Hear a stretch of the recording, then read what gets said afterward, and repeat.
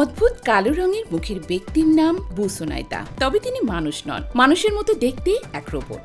সংযুক্ত আরব আমিরাতের বাসিন্দাদের মতো পোশাক পরা বুসুনাইদাকে ঘিরে সামাজিক মাধ্যমে চলছে ব্যাপক আলোচনা। একটি ভিডিওতে দেখা যায় সে দুবাইয়ের লুথা মসজিদের দিকে হেঁটে যাচ্ছে এবং ভেতরে মুসল্লিদের সাথে নামাজ আদায় করছে।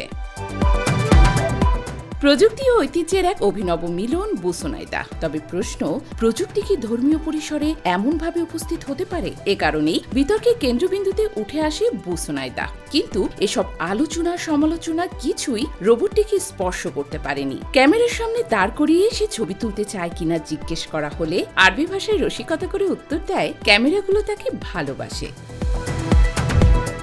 বুসুনাইদাকে তৈরি করেছে ওয়াইএস লুথা টেক, যা এসএস লুথা গ্রুপের একটি অংশ।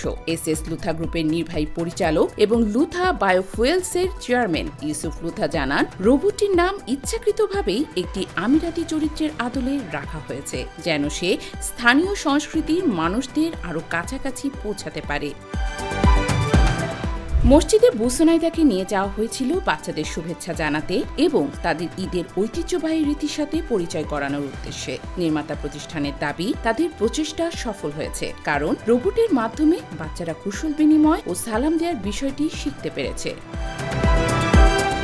তবে মসজিদের রোবটের উপস্থিতির ভিডিও প্রকাশে তৈরি হয়েছে বিতর্ক।